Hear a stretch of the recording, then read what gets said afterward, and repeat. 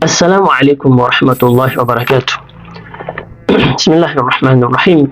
Alhamdulillahi wakafa wa ala rasulillahi almustafa wa ala alihi wa sahbihi ulil hidayati wal wafa, amma ba'd.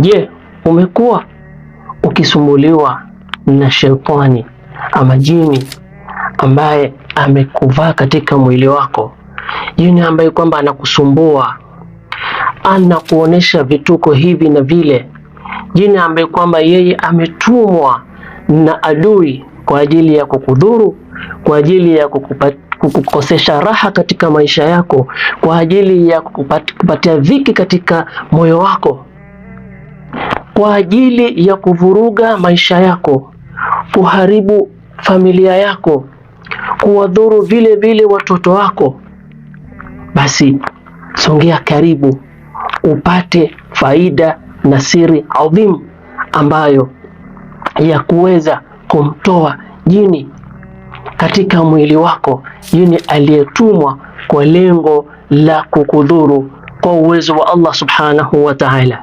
Hii faida ni adhim ambayo inayozungumzia namna na njia ya kuweza kumtoa jini ambaye ametumwa kwa ajili ya kukudhuru wewe pamoja na familia yako. Na kabla ya kuanza kuelezea siri hii adhim, basi kama kawaida mwanzo tutangulize kumswalia Bwana Mtume sallallahu alayhi wasallam.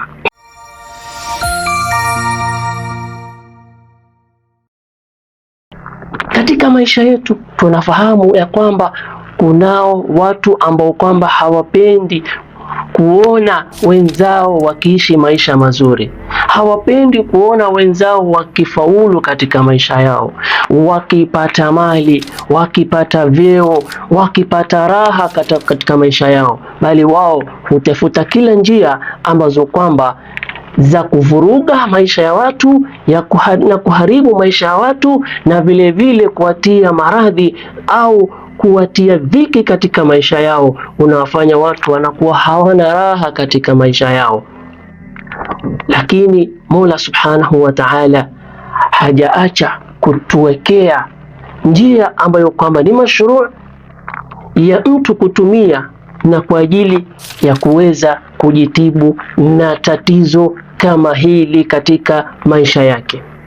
Kwa hivyo ikiwa wewe umepatwa na jini aliyetumwa ama jini ambayo kwamba amekupata njiani kwa sababu moja au mbili, basi tumia njia hii, na kwa uwezo wa Allah subhanahu wa ta'ala utaweza kumshinda huyo jini na utakuwa vile vile ni mwenye kuhifadhika na balaa kama hizo. Njia ambayo kwamba ni mashruu ya kuweza kuifanya, basi ni njia hii na ni mujarrab, vile vile ni njia ambayo kwamba ni rahisi kabisa, haitachukua muda wako, lakini natija yake ni kubwa kwa uwezo wa Allah subhanahu wa ta'ala. Kinachohitajika wewe kukifanya ili uweze kutimiza malengo yako na kuweza kujitibu kutokana na shida kama hiyo, basi ngoje siku ya Jumatano. Siku ya Jumatano kabla ya maghrib, kwa muda wa nusu saa kabla ya maghrib, yani kabla ya maghrib kwa muda wa nusu saa, basi utawadhe na halafu uchukue mkeka wako na uelekeze qibla. Soma suratu Az-Zilzala, suratu Zilzala, nayo bismillahir rahmanir rahim, idha zulzilatil ardu zilzalaha wa akhrajatil ardu athqalaha wa qala al insanu ma laha, mpaka mwisho wa sura. Utaisoma sura hiyo mara tatu, na ukifikia kalima cha ashtata, yani tasoma hivi bismillahir rahmanir rahim, idha zulzilatil ardu zilzalaha وأخرجت الأرض أثقالها وقال الإنسان ما لها يومئذ تحدث أخبارها بأن ربك أوحى لها يومئذ يصدر الناس أشتاتا. Ukifika hapa ashtata utakariri mara tatu, utasema ashtatan ashtatan ashtata, kisha utamalizia liyurau a'malahum faman ya'mal mithqala dharratin khayran yarah waman ya'mal mithqala dharratin sharran yarah.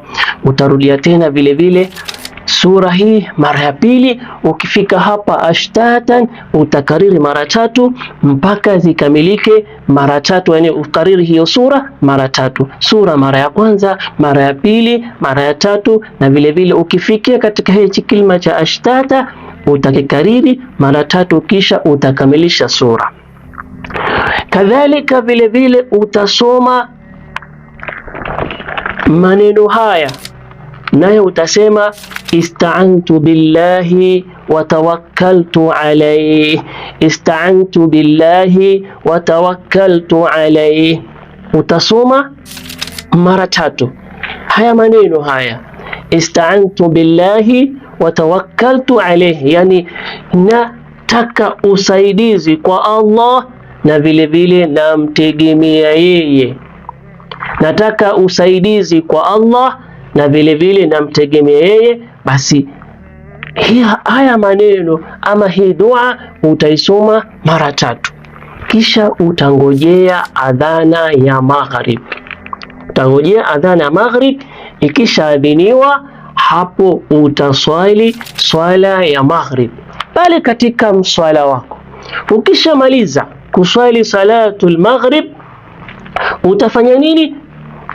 Utaendelea na visomo, utaendelea na visomo, navyo utasoma ayatul kursi mara 21, ayatul kursi mara 21, yani Allahu la ilaha illa huwa alhayyul qayyum, mpaka mwisho wa aya utakariri mara 21.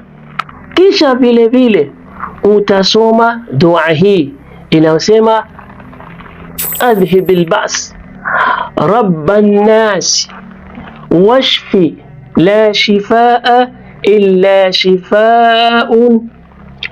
شفاؤك شفاء لا يغادر سقما.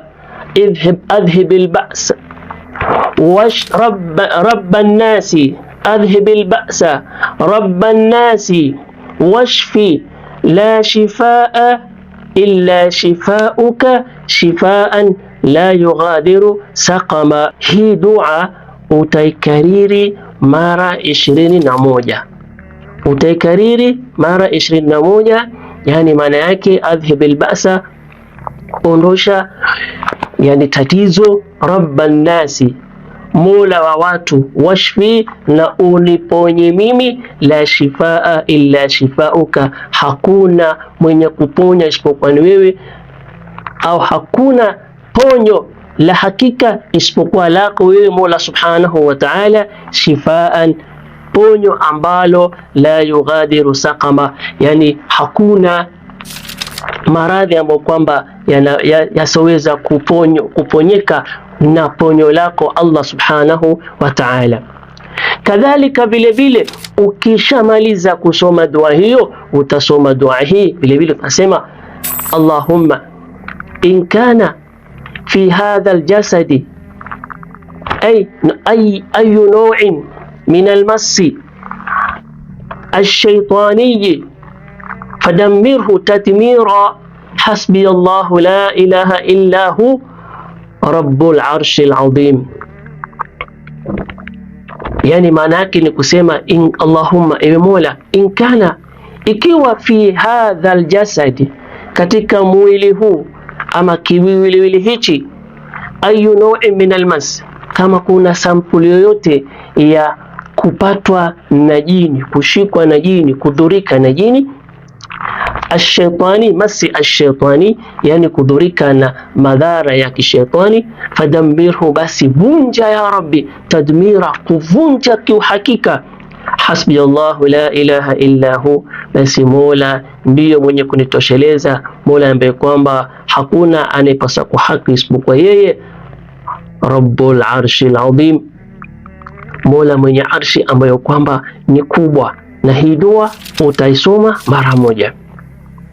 Hivi ndivyo visomo ambavyo unahitaji wewe kuvisoma siku ya Jumatano. Siku ya Jumatano ukisha kusoma utajipuliza, yani kwenye viganja vyako, kisha upanguse katika mwili wako, na unaweza rudia Jumatano ya kwanza, Jumatano ya pili, Jumatano ya tatu, vile vile Jumatano ya nne na ya tano, yani zikiwa katika witru ni aula zaidi. Ni Jumatano ya kwanza mpaka ya tatu, vile vile ukaongeza tena mpaka ya tano. Kwa uwezo wa Allah subhanahu wa ta'ala utaona athari yake, na utaona kwamba Mola subhanahu wa ta'ala ameweza kukuondoshea hilo tatizo. Hiyo masi shetani itakuondokea, na huyo kiumbe atapotea katika mwili wako na hataweza kurudi tena kukudhuru kwa uwezo wake Mola subhanahu wa ta'ala. Kwa hivyo hii ni faida adhim, ni hadia nimependa kuielezea katika video hii insha Allah ta'ala. Na wale ambao kwamba wako na matatizo kama haya, basi hii ni zawadi na waifanyie kazi insha Allah ta'ala, na Mola atawaonesha yani miujiza katika kuweza kutatuka na matatizo ambayo kwamba yamewakumba. Mola subhanahu wa ta'ala atuwafikia kila la kheri, na shari zote Allah subhanahu wa ta'ala atuepushie. Mola subhanahu wa ta'ala atukinge na madhara ya viumbe hawa katika maisha yetu, katika mili yetu, katika familia yetu na katika mambo yetu yote. Mola subhanahu wa ta'ala atuweze kutukinga na balaa hii. Rabbana atina fid dunya hasana wa fil akhirati hasana wa qina adhaban nar birahmatika ya arhamar rahimin. Wa sallallahu ala sayyidina Muhammad wa ala alihi wa sahbihi wa sallam, walhamdulillahi rabbil alamin. Wassalamu alaykum wa rahmatullahi wa barakatuh.